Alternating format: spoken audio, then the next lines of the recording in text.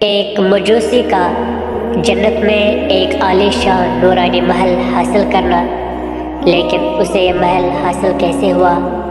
یہ ایک سبق آموز واقعہ ہے۔ اس میں ہم سب مسلمانوں کے لیے ایک بہت بڑی نصیحت ہے۔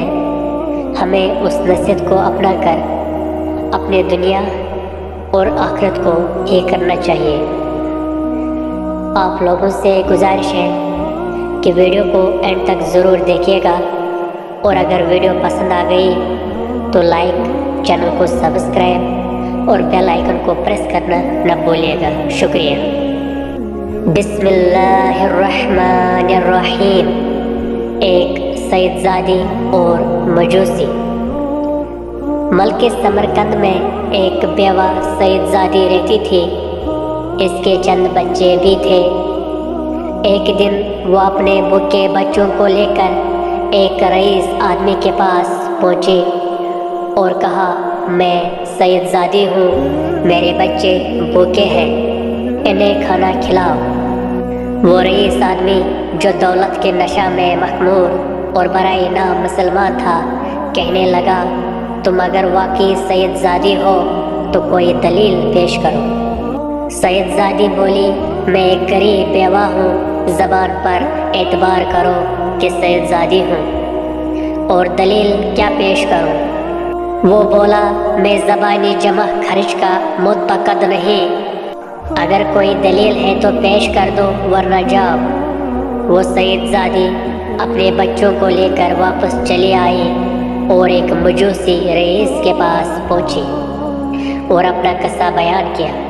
وہ مجوسی بولا، محترمہ، اگرچہ میں مسلمان نہیں ہوں، مگر تمہاری سیادت کی تعظیم و قدر کرتا ہوں، آؤ اور میرے یہاں ہی قیام فرما، میں تمہاری روٹی اور کپڑے کا ضامن ہوں۔ یہ کہا اور اسے اپنے ہاں ٹھہرا کر اسے اور اس کے بچوں کو کھانا کھلایا اور ان کی بڑی خدمت کی۔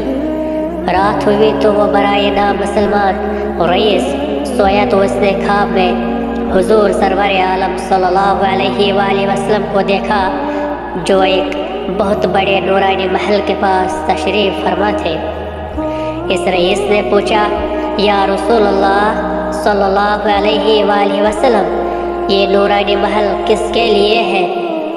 حضور صلی اللہ علیہ وآلہ وسلم نے فرمایا، مسلمان کے لیے۔ وہ بولا، تو حضور صلی اللہ علیہ وآلہ وسلم، میں بھی مسلمان ہوں، یہ مجھے عطا فرما دیجئے۔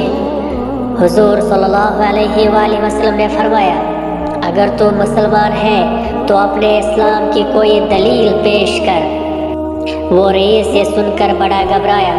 حضور صلی اللہ علیہ وآلہ وسلم نے پھر اسے فرمایا، میری بیٹی تمہارے پاس آئے تو اس سے سیادت کی دلیل طلب کرے، اور خود بغیر دلیل پیش کیے کہ اس محل میں چلا جائے ناممکن ہے۔ یہ سن کر اس کی آنکھ کھل گئی اور بڑا رویا۔ پھر اس سید زادی کی تلاش میں نکلا تو اسے پتہ چلا کہ وہ فلاں مجوسی کے گھر قیام پذیر ہے۔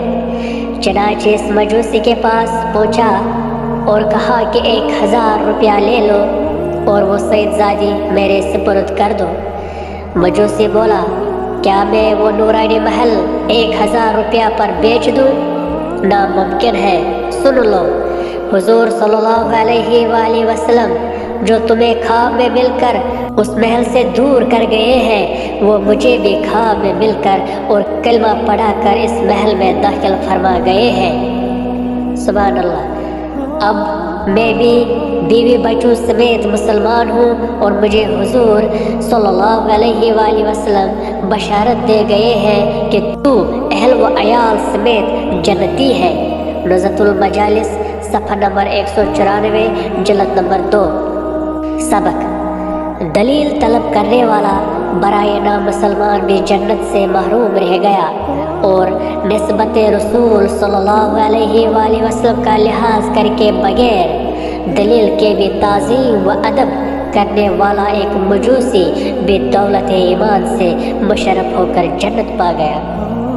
معلوم ہوا کہ ادب و تعظیم رسول صلی اللہ علیہ وآلہ وسلم کے باب میں بات بات پر دلیل طلب کرنے والے برائے نام مسلمان بدبخت اور محروم رہ جانے والے ہیں۔